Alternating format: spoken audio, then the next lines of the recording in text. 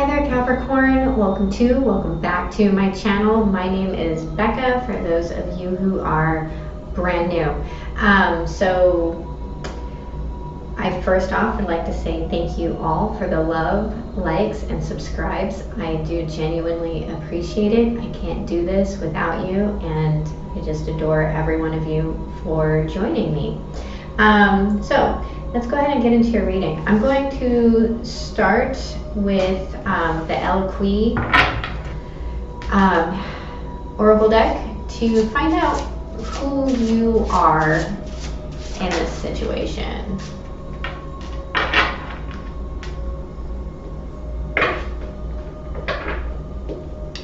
So we got She Who Begins, Primavera, Launch, Actualize, and Potential.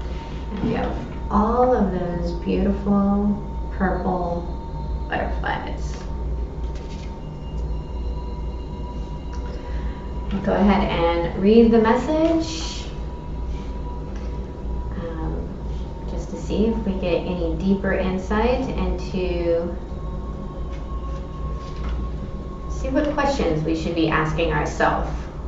Primavera, she who begins, celebrates the birth of all things in nature. She welcomes the rising sun as the herald of each new day. Delicate vines echo the fine chain she wears as her crown. Rather than become a part of the vines, she moves into the next moment. Everything she honors has a fresh start. The grapes will be transformed into wine. The butterflies will lay eggs for the next generation of caterpillars. All things in her purview launch something else, so Primavera rejoices in the potentials of all things beginning. This card urges you to get started. Whatever has been on your mind or in your heart, this is the moment to begin. Commit to the journey ahead by facing the dawn. You are being called forth to set the match to the fuse. It's time to light things up and take the next bold step. Spread your wings and put a smile on your face as you greet the next good thing coming into your life. Like Primavera, open yourself to beginnings. It's time to actualize your potential. The questions you should ask. What do I want to start? Am I doing everything I can to actualize my potential? What new beginnings are happening right now? Very nice. Okay, so we're going to go back to an oldie but goodie. This is the Good Tarot by Colette Baron-Reid. What is the recent past? What is the recent past for my Capricorns? We have the Seven of Fire. What is the present for my Cappies? What is the present? The King of Fire. It's a lot of passion. What is the blockage?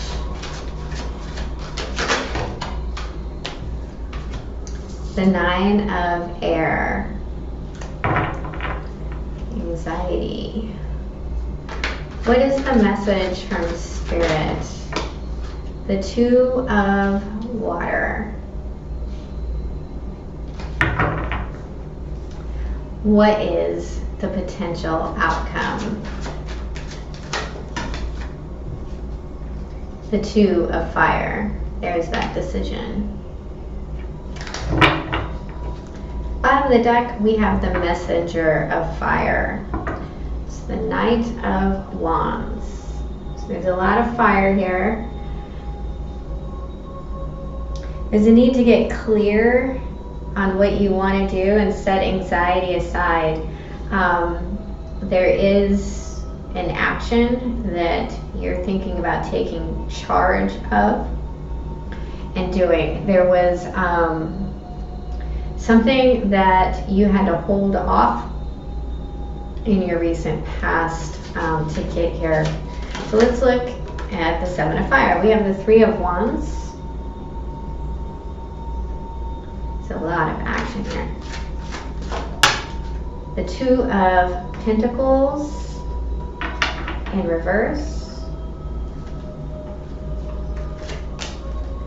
and the Three of Pentacles in reverse. So there was, bottom of the deck, we have the Six of Water. The Six of Cups. Sorry. So there is something nostalgic in this past, but it wasn't coming to fruition the way you wanted, and you felt like you were doing all of the hard work by yourself, that you were fighting this fight by yourself. There was a broken contract, and I feel like you said enough of that, no matter what your feelings of the past were. Let's look at this King of Fire.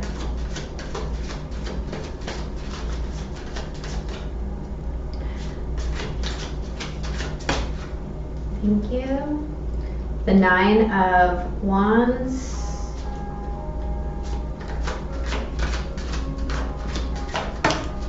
The Four of Wands in reverse.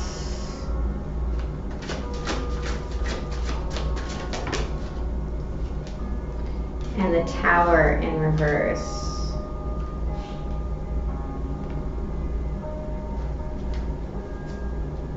At the bottom of the deck, we have the Nine of Cups in the upright. So,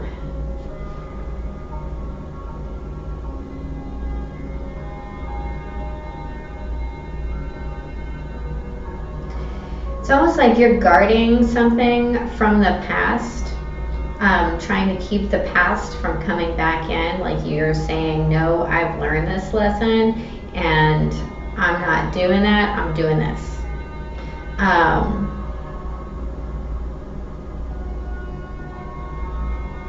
And in doing so, we have the Tower in reverse here. So there's time to plan for this upheaval. But this is a broken foundation, and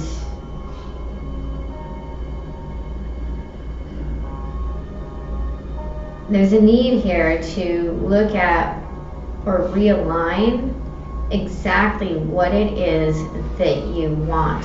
I'm actually going to pull one more here. One more for the King of Fire.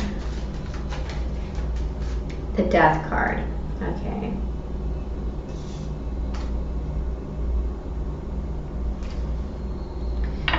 At the bottom of the deck, we have the Six of Pentacles. So, there is a hard ending here.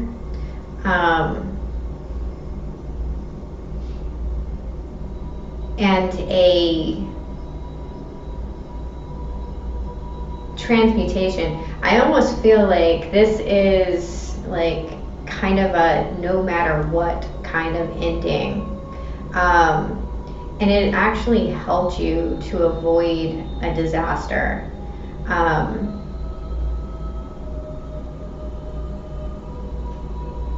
By taking this action.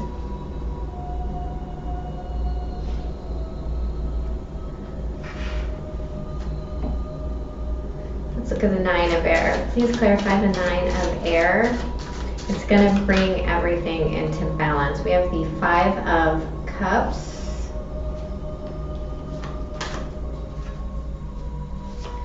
The Hierophant in reverse.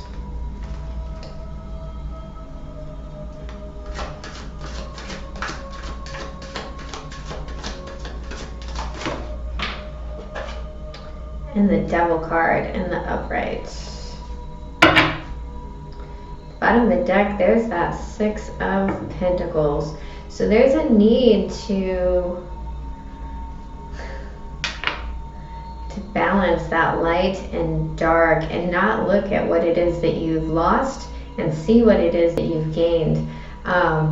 When we're in a state of anxiety, when we're not sleeping at night, when we're not thinking clearly, when all we see are the negatives, then that's all we're going to see. That's what we're going to bring into our reality.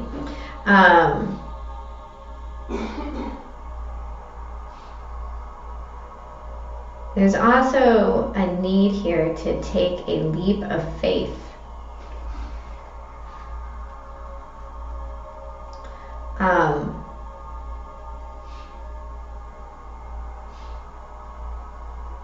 And give up on what you're regretting losing and wholly embrace what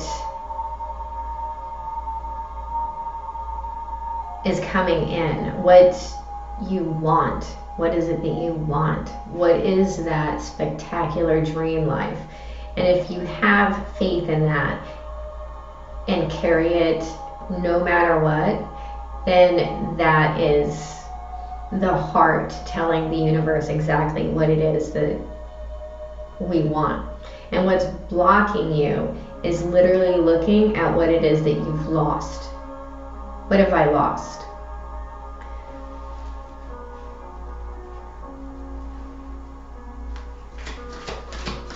Please clarify the Two of Water.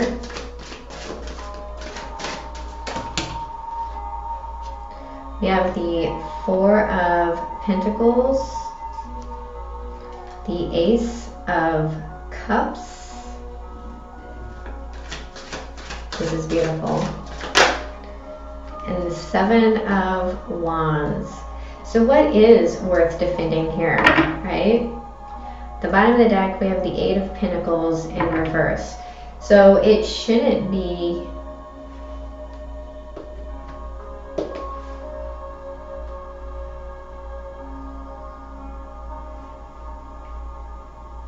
when we get too caught up in the details, we lose the big picture, right? When you're just stuck on that one little thing that's not just right, and it makes everything come out of clockwork. So with the Two of Water here, there, and the Ace of Cups, there may be someone very special in your life that you need to hang on to, that you need to be willing to defend. But you also need to be happy in yourself. You can't nurture someone else if you're not nurturing yourself. But there is a decision, a coming together.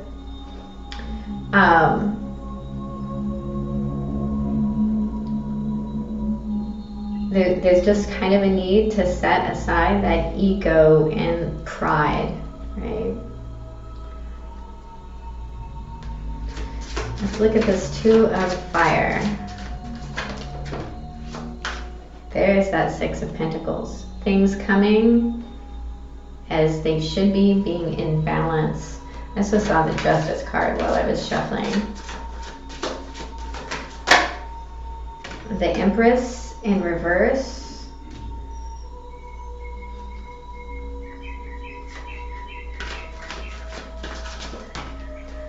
And there's that Two of Cups again.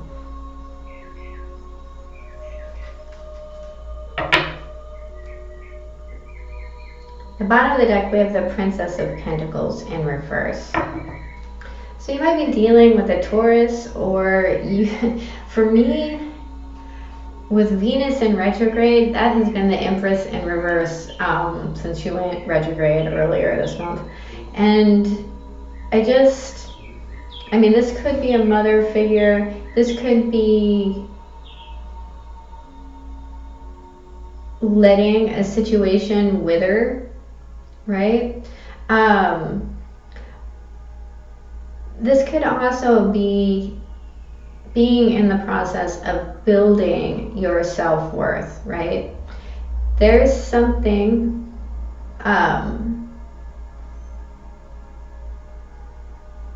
I don't know why, but I just heard this in my head. There's something here that needs to be said that isn't being said.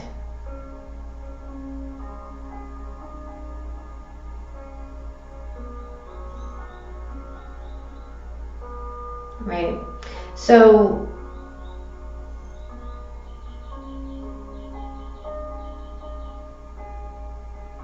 in this decision, Because that's what the Two of Wands is, right? Ultimately, all twos are a decision. And there's a lot of twos in here. In this decision, there is a need to see exactly what it is that you are working on. Now, there's a key here that is missing, that's part of your blockage to unleash this Empress power. Maybe it's the key to your heart.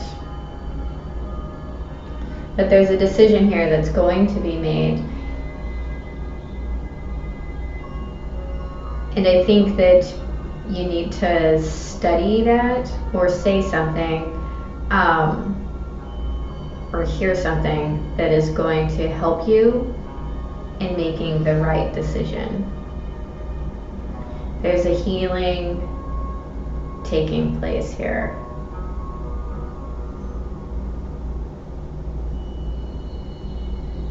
But hold on to that self-love. Hold on to it. Okay, I'm going to pull a couple of oracle cards. The Spirit Animal Oracle deck. This is the final message from that Cappy's.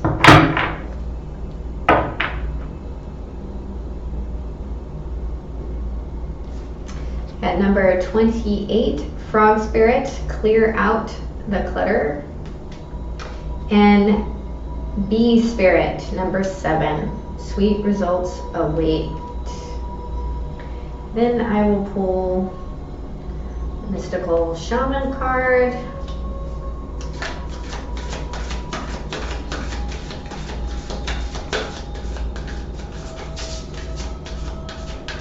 And you have to be willing to fight for,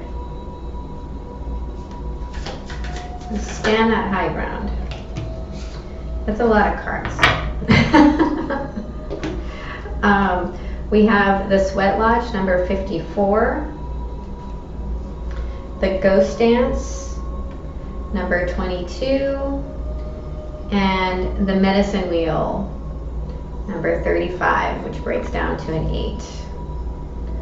I will read those. Oh, I don't have my book. Okay. Oh yeah, I do. For dirt, nice blonde day.